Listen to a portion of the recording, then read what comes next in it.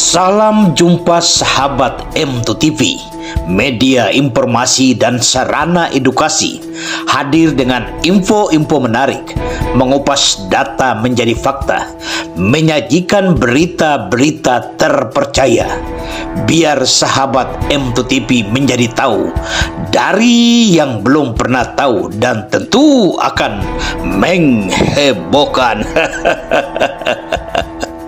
Tetapi sebelum kami lanjutkan ulasan ini, jangan lupa subscribe, like, dan komen konten-konten M2TV.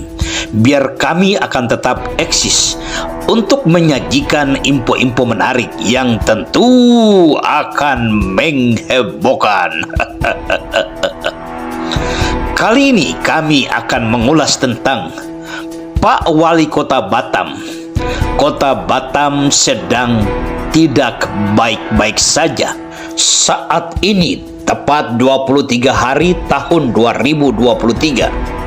Kota Batam baru saja diramaikan dengan pernak-pernik perayaan Tahun Baru Cina atau Imlek. Di tengah guyuran hujan yang seakan tiada hentinya, tidak sedikit pun melunturkan semangat saudara-saudara kita etnis Tionghoa dalam merayakan Tahun Baru Cina dengan penuh hikmah dan kegembiraan. Ketika kita menelusuri jalan raya Kota Batam, semuanya kelihatan baik-baik saja. Tidak ada kemacetan sedikit pun. Hal ini karena dari waktu ke waktu Kota Batam terus berbenah, menancapkan infrastruktur jalan raya yang berstandar internasional untuk mempermudah dan mempercepat arus transportasi barang dan transportasi masyarakat di kota industri Pulau Batam. Lalu mengapa opini publik kali ini kami tuliskan judul Pak Wali Kota Batam, Kota Batam sedang tidak baik-baik saja. Pilihan judul ini adalah rentetan dari akumulasi kejadian-kejadian di Kota Batam menyambut tahun 2023 dan juga bagian dari keluhan terbesar kebutuhan masyarakat Batam yang sulit diungkapkan dengan kata-kata, tetapi itu tumpuan harapan, karena tanpa itu jangan pernah janjikan kesejahteraan bagi masyarakat Batam.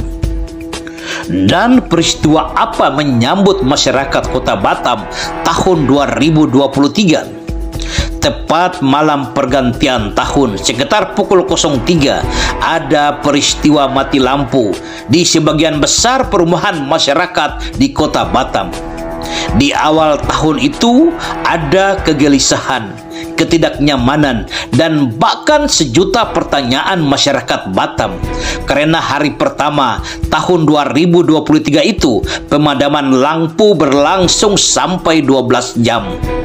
Lalu peristiwa mati lampu itu kini berlanjut silih berganti dari daerah satu ke daerah yang lain sampai saat ini.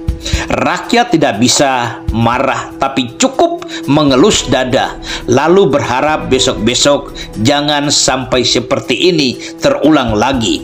Sebaliknya, ketika rakyat terlambat sehari saja membayar uang listrik, dengan angku dan sombongnya petugas PLN datang tanpa basa-basi memutuskan aliran listrik ke rumah rakyat. Ini keadilan rasa belacan.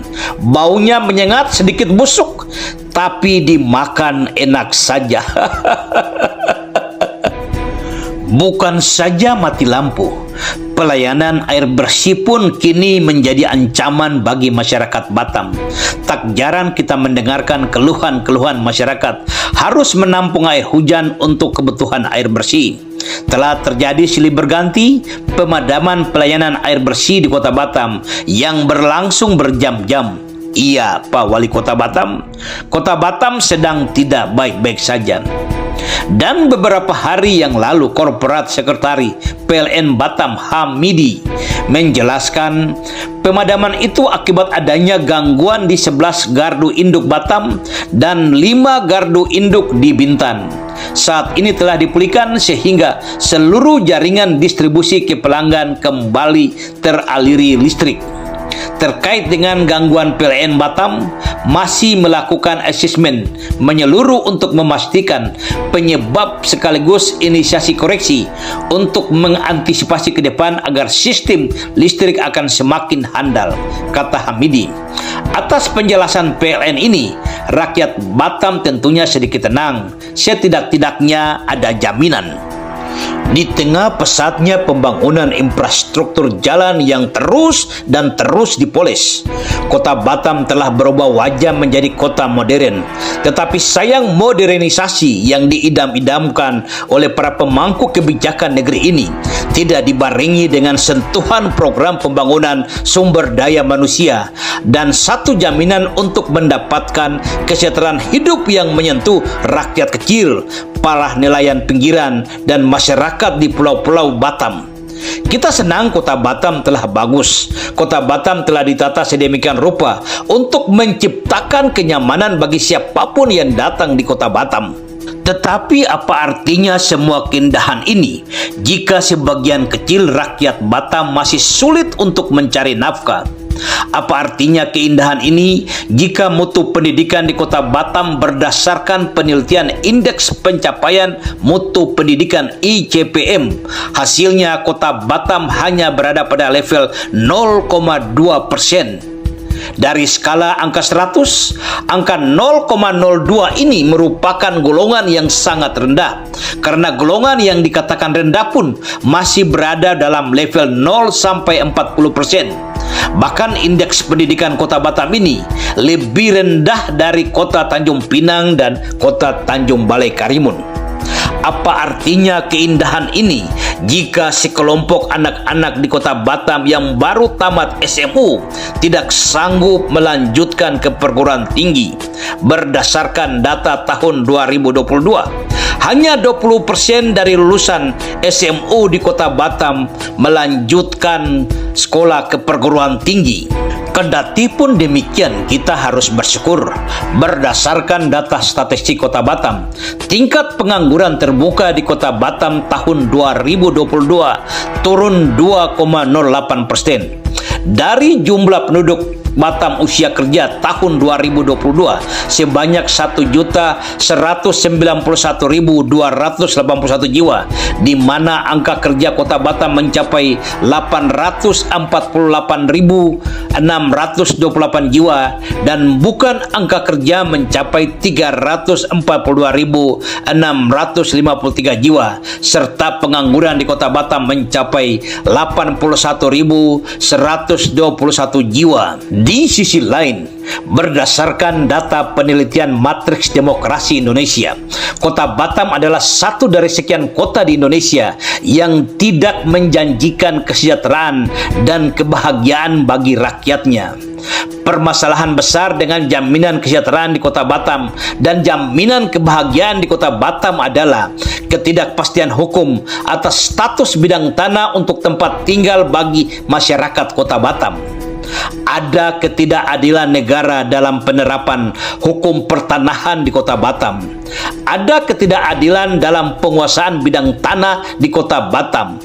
Ketika orang-orang miskin begitu sulit untuk mendapatkan sebidang tanah cukup untuk tempat tinggal, di samping mereka, orang-orang miskin itu ada kelompok pemilik modal, kaum feodalis menguasai tanah ribuan hektar, bahkan merambah masuk ke dalam kawasan hutan lindung. Tetapi semuanya baik-baik saja bagi mereka kelompok bermodal itu. Lalu bagaimana seorang politikus ingin menjanjikan kesejahteraan bagi masyarakat Batam? Dengan muka apa para politikus akan berkampanye mengubar janji kesejahteraan bagi masyarakat kota Batam? Yang jelas, kota Batam sedang tidak baik-baik saja.